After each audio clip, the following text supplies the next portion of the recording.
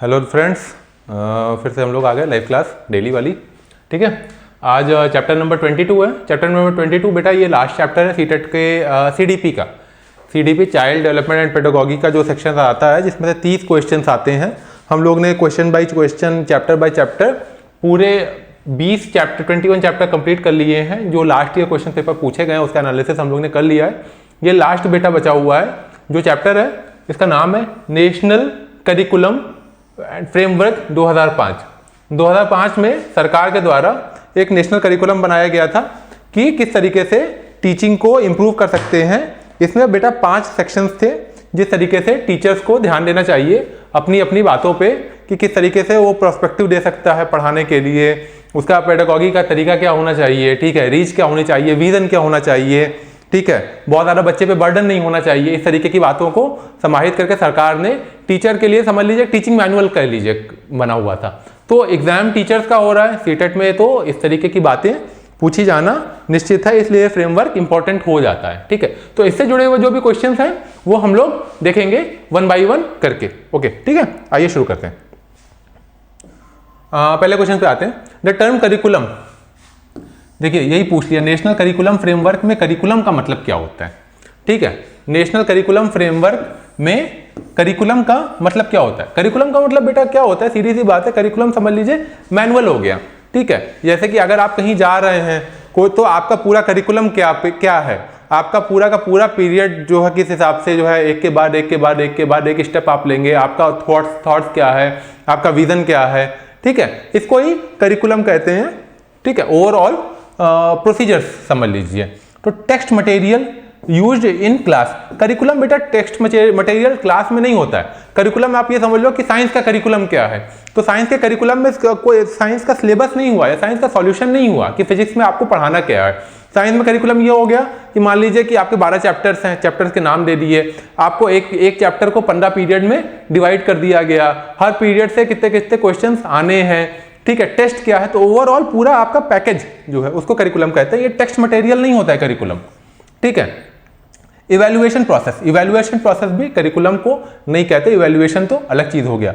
Method of teaching and content to be taught, देखिए method of teaching तो होता है और कंटेंट भी होता है, लेकिन इसके अलावा भी चीजें होती हैं। इसके अलावा क्या चीजें हो सकती हैं, टीचर का बिहेवियर कैसा होना चाहिए, स्कूल का बिहेवियर कैसा होना चाहिए।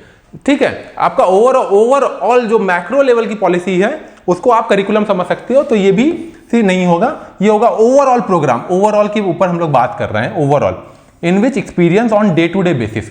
ओवरऑल प्रोग्राम, स्कूल की पूरी व्यवस्था जिसको होती है उसको करिकुलम कहते हैं मैक्रो लेवल पे। ठीक है, अगले क्वेश्चन पे आते हैं। Young learner should be encouraged, young learner को, जो नए बच्चे हैं, नए छोटे छोटे बच्चे होते हैं, यंग लर्नर, ठीक है, उनको इंकरेज करना चाहिए to interact in the classroom, so that, उनको इंकरेज करना चाहिए कि वो बोले बात करें, लोगों से आपस में बात करें, जो साथ में बच्चे पढ़ रहे हैं उनसे बात करते रहें। ठीक है, उनसे ही बात करते रहें। और जो स्कूल में टीचर हैं, अगर आप बात नहीं करेंगे तो अगर टीचर बात नहीं करेगा तो किस तरीके से लर्निंग कैसे इंप्रूव होगी। इसका थोड़ा ब्राइटनेस कम कर देते हैं ताकि आपको अच्छा विजिबिलिटी है।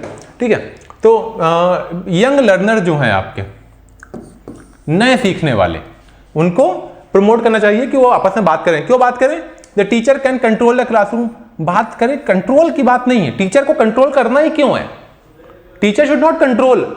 टीचर तो समझ लीजिए कि पतवार है नाव की, जो नाव को दिशा दिखा रहा है। ठीक है, टीचर कोई कंट्रोल करने वाला आदमी नहीं है, टीचर को कंट्रोल नहीं करना। वो टीचर जो कंट्रोल करता है बच्चा उससे उतना ही भागता है। They can learn answers two questions from each other. ठीक है, लर्न कर सकते हैं आंसर, अगर बच्चा आपस में बातचीत कर रहा है तो एक दूसरे से लर्न कर सकते हैं, लेकिन ये सिर्फ एक सिंगल ऑप्शन नहीं हो सकता है, इसको रोक के रखते हैं।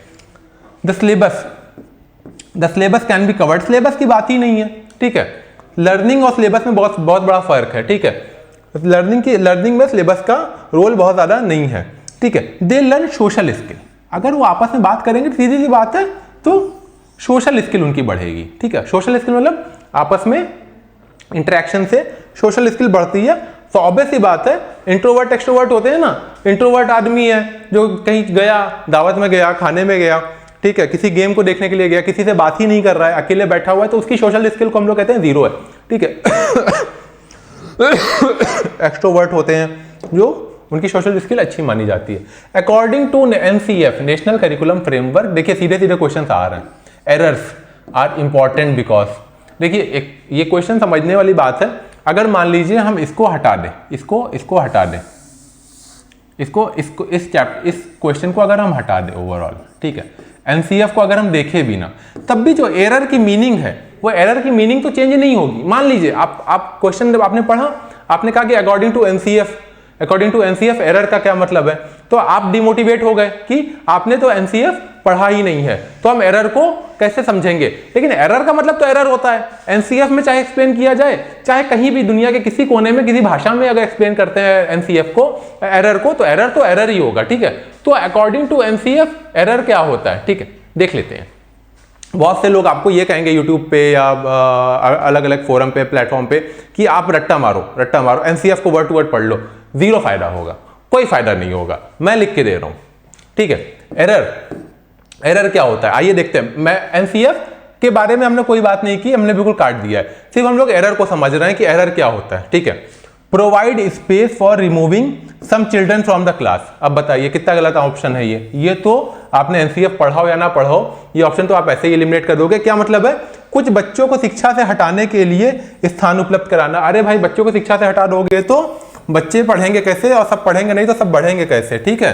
सर्व शिक्षा अभियान में तो जो बच्चा छूट गया है, ठीक है, जो मजदूरी भी कर रहा है, उसको भी लेके आना है स्कूल सिस्टम में, तो बच्चे को हटाने का तो कॉन्सेप्ट ही नहीं है। Provide way teachers to scold मतलब डांटना होता है, स्कोल्डिंग का ये ऑप्शन भी गलत हो गया। They are important tool in classify student, classify करना। अरे भाई, स्टूडेंट्स को आप क्लासीफाई क्यों करोगे, स्टूडेंट को वर्गीकरण आप करोगे, समाज में भी वर्गीकरण है, देश में भी वर्गीकरण है, दुनिया में भी वर्गीकरण है, तो कम से कम क्लास में तो क्लासिफिकेशन मत करो। क्लास तो डेमोक्रेटिक और सबको बराबर समझो, क्लास में भी वर्गीकरण नहीं होना चाहिए। तो ये ऑप्शन सीधी सी बात है। देखिए, हमने NCF को हटा दिया था अपने आंसर से, उसके बाद भी हमारा ऑप्शन खुल के समझ में आ गया। Provide an insight into the thinking and help identify the solution. मतलब क्या है, अगर कोई इंसान गलतियां कर रहा है तो उससे आपको उसके दिमाग के थॉट प्रोसेस समझ में आता है कि उसका थॉट प्रोसेस है क्या, उसको किस तरीके से चीजें समझ में आती हैं, गलतियां कहाँ कर रहा है। फॉर एग्जांपल, मान लो अगर कोई फिजिक्स का सवाल है, उसमें उसको थ्योरी समझ में आता है, लेकिन इंटीग्रेशन में उसने गलती कर दी, तो यानी कि आप उसको समझ में आ गया ना कि थ्योरी तो बच्चे को पता है, आप इसको इंटीग्रेशन बता दो, इसको पूरा सवाल सही हो जाएगा, ठीक है। तो error is a method, is a window that provide you to look into the candidate's children's mind, inside the mind, so that you can correct the error that person is conducting. अगले question पे आते हैं। Assessment is power. Assessment मतलब जांच करना, मूल्यांकन का क्या उद्देश्य। बहुत सीधा सा सिंपल सा क्वेश्चन है, ऑप्शन देखेंगे समझ में आ जाएगा। It include fear and stress among the student. देखिए, वो मूल्यांकन जो फियर और स्ट्रेस बच्चों में डाले, वो मूल्यांकन ही गलत है, उस तरीके का मूल्यांकन ही नहीं होना चाहिए। CCE पैटर्न को इसीलिए लाया गया था कि बच्चे के अंदर से मूल्यांकन का जो डर है, ठीक है, जो डर है वो निकल जाए, वो अंदर में व्याप्त ना रहे, ठीक है। तो मूल्यांकन से डर की कोई लेना देना नहीं है। Comparative evaluation are made to differentiate between student achievement. Comparative assessment आप कर सकते हो, लेकिन इस तरीके से वर्गीकरण नहीं करना चाहिए। It serve as a feedback for the student as well as teacher, ठीक है, ये भी है। लेकिन जो आपका असेसमेंट होता है ना, वो एक साल के अंत में किया जाता है, इसकी ये डेफिनेशन है प्रॉपरली, और इसका ये ऑप्शन सही होगा। It is done only once at end of the year. Assessment होता है ना, जो CBSE स्कूल में बच्चे पढ़ते होंगे उनको पता होगा ये चीज, जो हम लोग ने पढ़ा हुआ है कि ऐसे होता है और ऐसे होता है। फॉर्मेटिव असेसमेंट होता है और समेटिव असेसमेंट होता है, ठीक है। फॉर्मेटिव असेसमेंट होता है जो मंथली वाइज होता है, और समेटिव असेसमेंट जो होता है वो छमाही और सालाना के एग्जाम को समेटिव असेसमेंट कहते हैं, ठीक है। वो उनको ये चीज पता होगा। अकॉर्डिंग टू NCF, अब चलिए फिर से, ये लाइन तो फर्जी जोड़ दिया जा रहा है, ठीक है, इसको अगर हटा भी दिया जाए तो रोल ऑफ टीचर क्या है, रोल ऑफ टीचर क्या है, इसको आप देखो ही मत।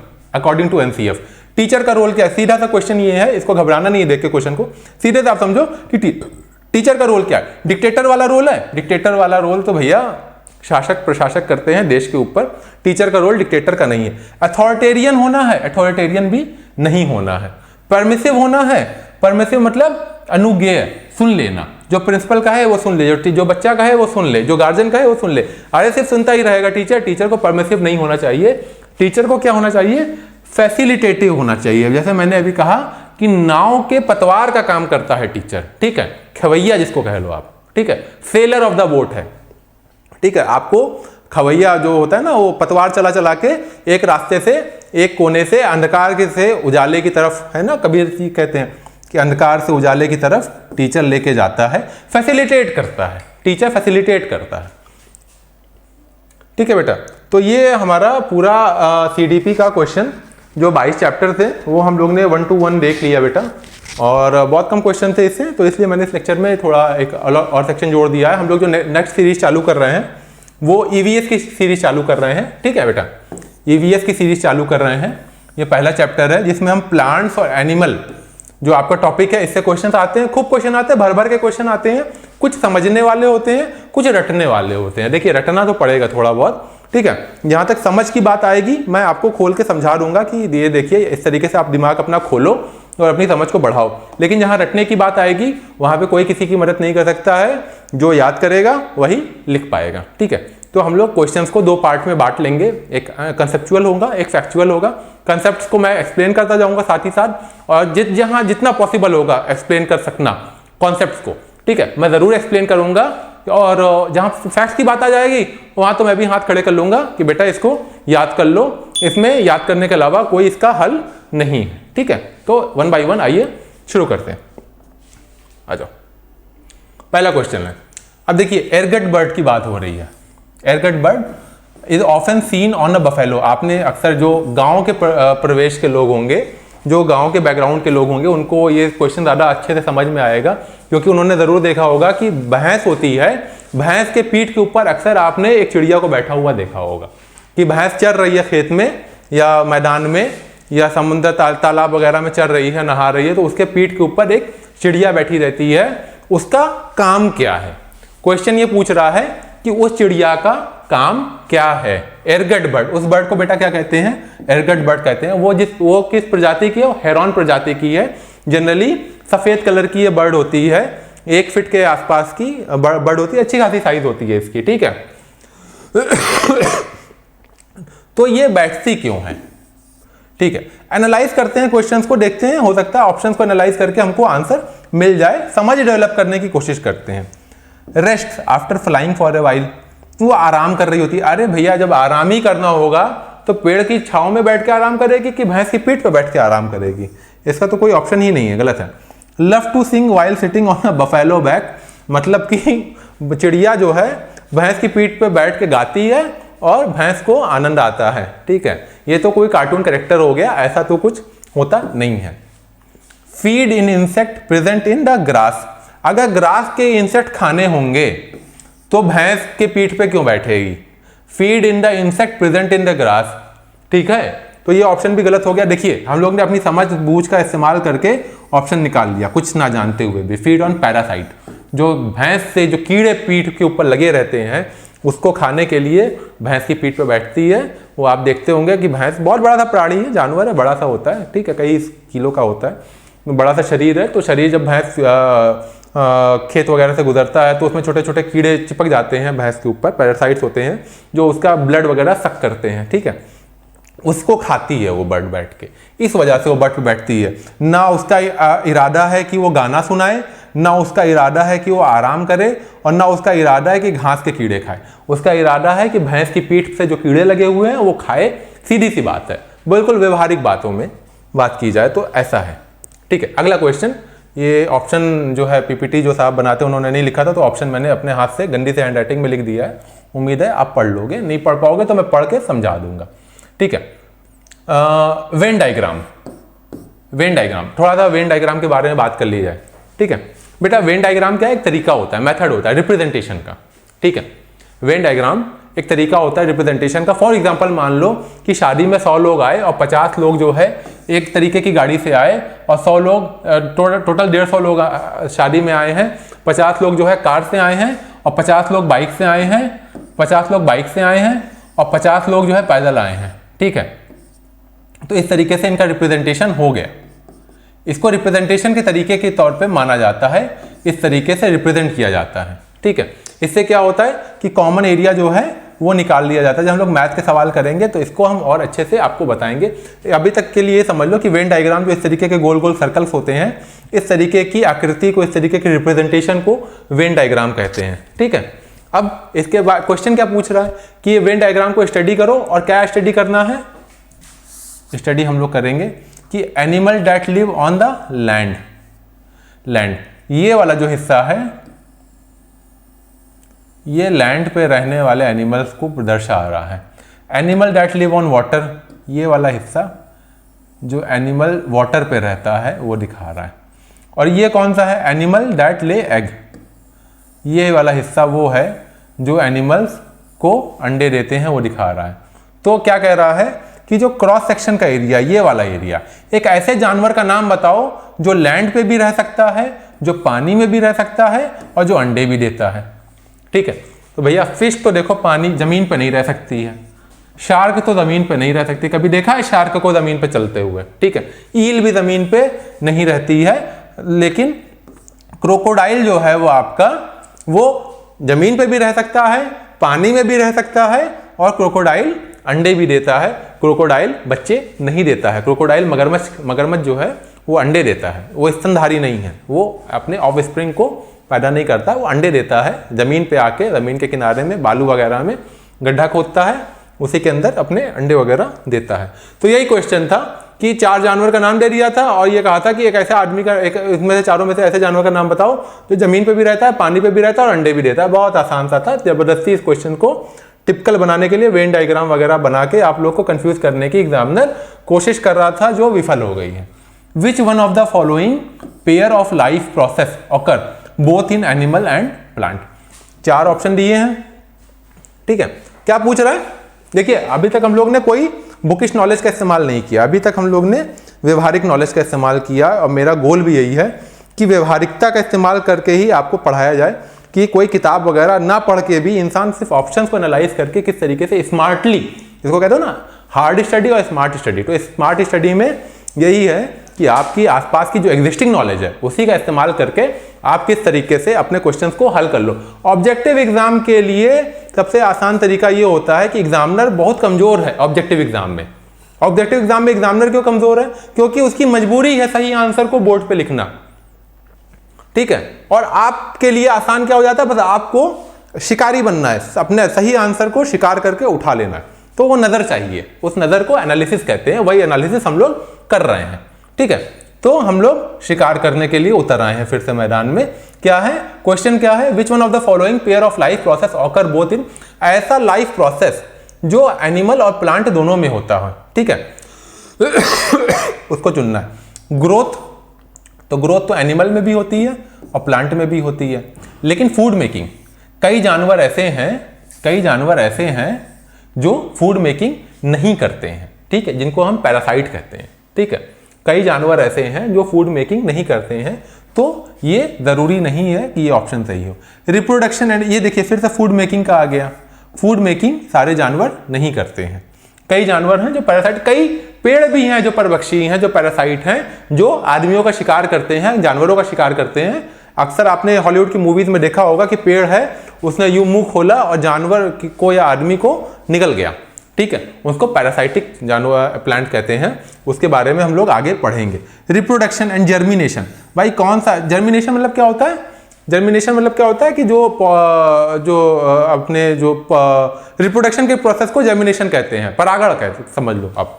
ठीक है, जर्मिनेट करना, तो वो जर्मिनेशन बेसिकली प्लांट्स में होता है, एनिमल में नहीं होता है। जर्मिनेशन जो होता है वो प्लांट्स में होता है, एनिमल्स में नहीं होता है, तो ये भी गलत हो गया। तो बेटा बेसिकली चौथा ऑप्शन जो है, प्लांट भी ग्रो करता है और रिप्रोड्यूस करता है, और एनिमल भी ग्रो करता है और रिप्रोड्यूस करता है। ठीक है, तो ये आपका ऑप्शन बिल्कुल करेक्ट है।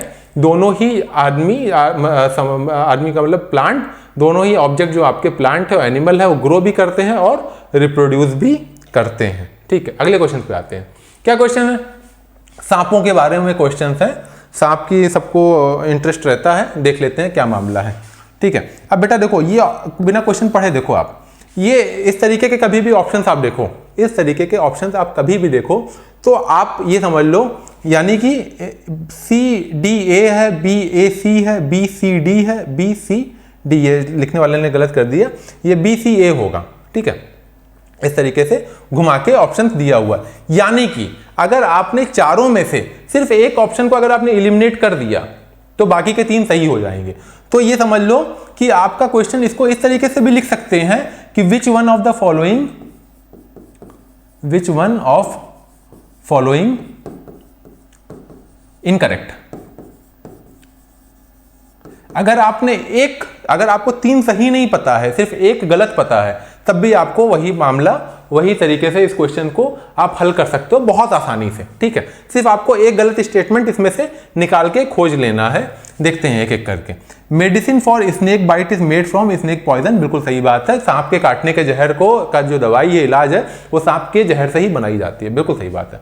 पॉइजनस स्नेक है 4 हॉलो टूथ, जिसको हम फैंग्स कहते हैं।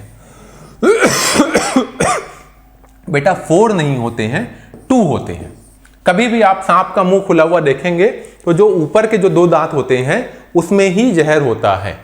जो ऊपर के जो दांत होते हैं, सांप जब मुंह खोलता है तो हमारे जैसे 2 दांत ऊपर में काटने वाले हैं, नीचे 2 दांत काटने वाले हैं, जिनको हम इंसीजर कहते हैं। लेकिन सांप के हमेशा ऊपर के 2 दांत में ही जहर होता है, और जो ग्रंथियां जो जहर को होल्ड करती है वो उसके आंख के नीचे का जो हिस्सा है, स्कल के नीचे का हिस्सा है, वहीं पे उसकी पोटरी होती है, वहीं पे उसको स्टोर करता है सांप। ठीक है, सांप के 4 दांत नहीं होते हैं जहर के, सांप के सिर्फ 2 दांत होते हैं। एक और मैं एग्जांपल आप बताता हूं, कभी भी आपने पिक्चर वगैरह देखी होगी तो उसमें दिखाते नहीं है कि सांप ने काट लिया है तो चलो इसको जो है सक करके निकाल दो, खून निकाल दो तो वहां से निकल जाएगा।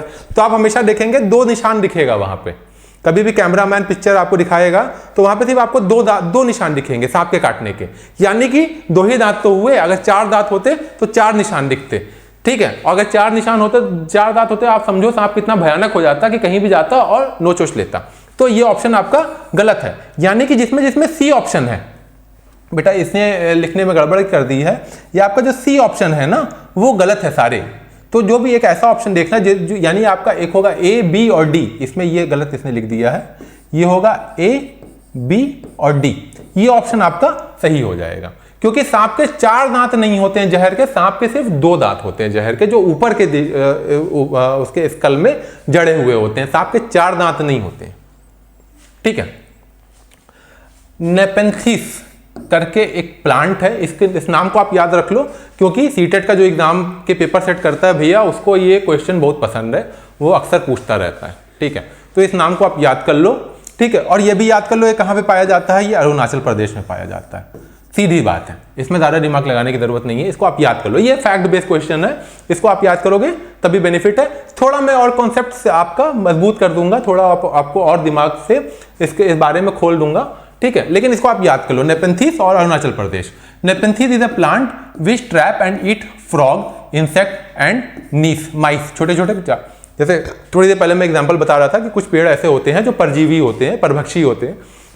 उनका क्या होता है कि उनका यूं मुंह खुला रहता है, और जब कोई कीड़ा मकोड़ा या कोई छोटा मोटा जानवर आता है और वहाँ उन पर बैठता है तो वो अपना मुंह को यूं बंद कर लेते हैं और उसको अंदर सक कर लेते हैं, वो खुलता नहीं है फिर मुंह, और उसके अंदर में ही कुछ इस तरीके के रसायन छोड़ते हैं वो, जिससे उसकी पूरी बॉडी गल जाती है और उसको वो एब्जॉर्ब कर लेते हैं।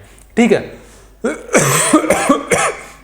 नेपेंथिस उसी तरीके का एक पेड़ है जो अरुणाचल प्रदेश में पाया जाता है। अरुणाचल प्रदेश में बहुत अलग अलग तरीके की प्रजातियों की चीज़ें पाई जाती हैं। जैसे एग्जाम्पल के तौर पे अगर आप कॉपी किताब लेके बैठे हो तो आप नोट करते चलो, फ्लाइंग स्क्वायरल है, गोल्डन मंगूज है, गोल्डन लंगूर्स हैं। ठीक है, या इस तरीके के जो, या स्नो लेपर्ड है, स्नो लेपर्ड भी नागालैंड की तरफ में, नागालैंड में पाया जाता है। नागालैंड बिल्कुल आपका नॉर्थ ईस्ट वाला हिस्सा है, बिल्कुल कोने वाला, जो ये बांग्लादेश के यूं लटका हुआ हिस्सा है, नागालैंड यहाँ कहीं पड़ता है। नागालैंड के आगे म्यांमार आ जाएगा। और नहीं, ये अरुणाचल प्रदेश है, सॉरी देखिए गलती हो रही है, अरुणाचल प्रदेश है। अरुणाचल प्रदेश ये वाला हिस्सा है। यहाँ ये अरुणाचल प्रदेश की एक और खास बात है, यूपीएससी में भी एक क्वेश्चन बड़ा फेवरेट है, और ये हो सकता है सीटेट में भी इस तरीके की बातें पूछी जाए। जो ब्रह्मपुत्रा रिवर है वो आपकी अरुणाचल प्रदेश से ही होके इंडिया में एंटर करती है। कहाँ से एंटर करती है? नमचा बरवा से। ठीक है, यहां से घूम के एंटर करती है अरुणाचल प्रदेश से ही ब्रह्मपुत्र रिवर को। ब्रह्मपुत्र रिवर अरुणाचल प्रदेश से ही घूम के आती है। ब्रह्मपुत्र रिवर के में बहुत ढेर सारी मोनेस्ट्रीज हैं, बुद्धिस्ट मोनेस्ट्रीज हैं, वो इंपॉर्टेंट है। वो अक्सर क्वेश्चन में बड़े एग्जामों में पीसीएस और यूपीएससी में उन मोनेस्ट्रीज के नाम पूछे जाते हैं। बुद्ध की जो बुद्धिज्म जो है वो अरुणाचल प्रदेश का मेन रिलीजन है, ठीक है। और अरुणाचल प्रदेश के कई जगहों पे चाइना का जो है इंक्रोचमेंट भी है, कई जो हिस्सा है उस पर चाइना का इंक्रोचमेंट भी है, चाइना की कब्जे में है वो। In the village of the Bihar many farmer do bee keeping, Bihar की बात हो रही है। और क्या बात हो रही है? मछली पालन की बात हो रही है, ठीक है। जो हनी कलेक्ट करते हैं, पैसा हनी एक्सट्रैक्ट करते हैं, मक्खी पालन जो मधुमक्खी पालन है, और उससे पैसा निकालते हैं। तो सबसे बढ़िया टाइम कौन सा है बी कीपिंग का? बेटा देखिए, सबसे बढ़िया टाइम वही होगा जब पुष्प खिल रहे होंगे, ठंडक आ रही होती है और सारे गार्डन खुले हुए होते हैं, तभी सबसे ज्यादा पुष्प निकलेगा, परागण निकलेगा, तभी सबसे ज्यादा हनीज एक्टिव होंगी और तभी सबसे ज्यादा वो पराग को इकट्ठा करके हनी कहाँ से बनाती है? वो जो परागण निकालती है हनी फूलों के अंदर से, उसी का तो कलेक्शन हनी है, ठीक है। तो यानी कि जो आपका अक्टूबर से दिसंबर का जो महीना है उसमें बिल्कुल फूल नए नए खिलते हैं, ताजे रहते हैं, और उसी टाइम पे जो आपका बी कीपिंग का प्रोसेस है वो शुरू होता है। इस क्वेश्चन को भी आप याद रखिए, ये क्वेश्चन भी रिपीटेटिव तौर पे एग्जाम में पूछा जाता है, one of the favourite question of examiner है, रिपीट होता है ये क्वेश्चन। क्या याद करना है? सिंपल सी बात है, फूल जब खिलेंगे तभी जो है मधुमक्खियां आएंगी ज्यादा, और तभी परागण होगा, और तभी वो हनी कलेक्शन जो है ज्यादा होगा, ठीक है। तो सीधी सी बात है, आपका अक्टूबर से दिसंबर के महीने में ये शुरू होता है। एग्जाम क्वेश्चन, इंपॉर्टेंट क्वेश्चन है बेटा। The animal that are awake in night can see object. Question क्या है? वो जानवर जो रात में जागते हैं और देखते हैं इधर उधर, मान लीजिए एग्जाम्पल के तौर पे उल्लू को समझ लीजिए, तो क्या उल्लू को जो दृश्य है वो किस रंग में दिखाई देता है? सवाल ये पूछ रहा है। उसको जो है सिर्फ लाल कलर में दिखता है लोग, उसको सारे कलर में दिखते हैं, क्या उसको ब्लैक एंड व्हाइट दिखता है, या उसको ग्रीन दिखता है? सीधी सी बात है, आप समझो ये रात में जो नाइट विजन होते हैं, अगर आपने बचपन में देखा होगा, वो इंफ्रारेड कैमरे वगैरह रहते हैं, आपने देखा होगा, सब बचपन में खिलौना रहता है, तो हम लोग उसे देखने की कोशिश करते हैं, तो हमको ब्लैक एंड व्हाइट चीजें दिखती हैं उससे, ब्लैक एंड व्हाइट दिखती है उससे, कलरफुल नहीं दिख सकती है, कलर नहीं दिखता है उसमें, ब्लैक एंड व्हाइट दिखती है चीजें। जहाँ एलिफेंट के बारे में क्वेश्चन आ गया, ये डिफिकल्ट क्वेश्चन में से एक क्वेश्चन है, इसको भी ध्यान से हमको समझना है, ठीक है। The elephant herd has mainly female, इसमें 4 ऑप्शन दिया है, पहला ए, बी, सी और डी। ये देख, इसमें से 2 सही है 2 गलत है, ठीक है, 2 सही है 2 गलत है, या तो 2 सही हम चुन ले या 2 गलत को हम हटा दें, तभी हमारा काम हो जाएगा। Elephant herd has mainly female, female baby elephant up to 14 से 15 साल के होते हैं, ठीक है। एक फीमेल का जो झुंड है, एक हाथियों का जो झुंड है, उसको नर हाथी लीड नहीं करता है, मादा हाथी लीड करती है, ये बात निश्चित है, ये बात सही है, ठीक है। जो हाथियों का जो झुंड होता है वो उसको मादा हाथी हमेशा लीड करती है, क्योंकि मादा होती है और छोटा बच्चा भी होता है। बचपन में अगर डिस्कवरी वगैरह देखा होगा आपने, तो खूब ऐसा आपने देखा होगा wild life geography, national geography पे। तो ए ऑप्शन तो आपका सही है, ठीक है। एन डी वाला देखते हैं, एन एलिफेंट हर्ड में accommodate any number of female, ऐसा नहीं है, ये बहुत बड़ा झुंड नहीं होता है, एनी नंबर ऑफ फीमेल नहीं लेता है, ये निश्चित अमाउंट ऑफ फीमेल ही लेता है, यानी कि आपका डी ऑप्शन गलत है। सी वाला देखते हैं, oldest female is the leader of the heard, और ये ऑप्शन देखते हैं, elephant heard comprises member of particular family. ऐसा कुछ नहीं है, कोई पार्टिकुलर फैमिली का मेंबर नहीं होता है, ठीक है, वो अलग अलग तरीके के का जुड़ाव होता है। तो ये आपका ऑप्शन ए और बी सही हो जाएगा। अगले पे आते हैं, इनसाइड द पेटल, पेटल जो है पंखुड़ी है, is the middle of the flower we find a thin powdery structure, जो एक छोटा छोटा थिन पाउडरी स्ट्रक्चर होता है, उसको क्या कहते हैं बेटा? उसको हम परागण कहते हैं, पराग कहते हैं। पॉलिनेशन बचपन में हम लोग ने पढ़ा होगा बायो के फॉर्म में, बायो के चैप्टर में, ठीक है। तो छोटे छोटे कण पाए जाते हैं, जो आप ये समझ लो कि वो सीड्स हैं, वो फीमेल से उठा के मेल से उठा के फीमेल में ले जाती है हनी बी, तो उसी से परागण होता है, पॉलिनेशन होता है, ठीक है। वो पॉलन ग्रेन्स होते हैं जो पेड़ के अंदर में, पेड़ ऐसे इस तरीके का पेटल होता है, तो यहाँ पे पॉलन ग्रेन्स पाए जाते हैं। हनी भी क्या करती है, जब आती है यहाँ से हनी निकालने के लिए, परागण निकालने के लिए, परागण करने के लिए, तो ये जो बीज हैं ये उसकी शरीर पे चिपक जाते हैं। और जब ये दूसरे पेड़ के ऊपर जाती है और वहाँ से अपना जो है नेक्टर निकालती है, तो ये जो बीज यहाँ से उठाए उसके शरीर से चिपके हैं, ये दूसरे पेड़ से आके मिल जाते हैं और यहाँ पे फर्टिलाइजेशन हो जाता है और यहाँ पे फ्रूट बनता है। The bird move their neck very often. चिड़िया अपना मुंडी जो है, गर्दन है, वो बड़ा हिलाती है। उसके पीछे का रीज़न क्या है? उसके पीछे का रीज़न बेटा सीधा सा बात है, जैसे हम अपनी आँख की पुतलियाँ हिला सकते हैं, लेकिन चिड़िया को आपने कभी नहीं देखा होगा कि उसकी आँख की पुतलियाँ हिलती हैं। चिड़िया की आँख की पुतलियाँ बेटा हमेशा स्थिर रहती हैं, ठीक है, क्योंकि bird eyes are fixed. Bird की आंखें जो हैं फिक्स्ड हैं, इस वजह से उसको अपनी गर्दन बहुत ज़्यादा घुमानी पड़ती है। फॉर एग्जांपल हम यूँ सामने देख रहे हैं, हमको इधर देखना है तो हमने अपनी पुतली हिला के उधर देख लिया, लेकिन अगर हमारी आंखों के जो फोकस है वो फिक्स रहता तो हमको उधर देखने के लिए हमको अपनी गर्दन मूव करना पड़ता। ये हमारे साथ तो नहीं प्रॉब्लम है, आपके साथ नहीं प्रॉब्लम, लेकिन चिड़िया की आँखें जो स्थिर हैं, जो अपनी आँखों को हिला नहीं सकती है, ठीक है, उसको अपनी गर्दन हिला के इधर उधर देखना पड़ता है। इस वजह से the bird have to move their neck, ठीक है। ये 10 क्वेश्चन थे बेटा, इंपॉर्टेंट है, आप पढ़ने की कोशिश करो, याद करने की कोशिश करो, ठीक है। बाकी कल फिर से आएंगे और इसको थोड़ा और इंटरेक्टिव बनाएंगे हम लोग। कल से जो है फोटोज़ और एक्सप्लेनेशन के साथ में हम लोग इसको और आपको एक्सप्लेन करेंगे। जैसे कि पॉलन की बात कर रहे हैं तो पॉलन की फोटोज़ भी आपको दिखाएंगे, या एनिमल हर्ट्स की बात कर रहे हैं, या जो प्लांट की बात थी तो प्लांट की फोटो भी हम लोग दिखाएंगे आपको। तो और इंटरेक्टिव बनाने की अगले सेशन से कोशिश रहेगी। आप लोग सपोर्ट करते रहो, देखते रहो, पढ़ते रहो, ठीक है। सब्सक्राइब कीजिए, लाइक कीजिए, शेयर कीजिए, ठीक है। Thank you so much.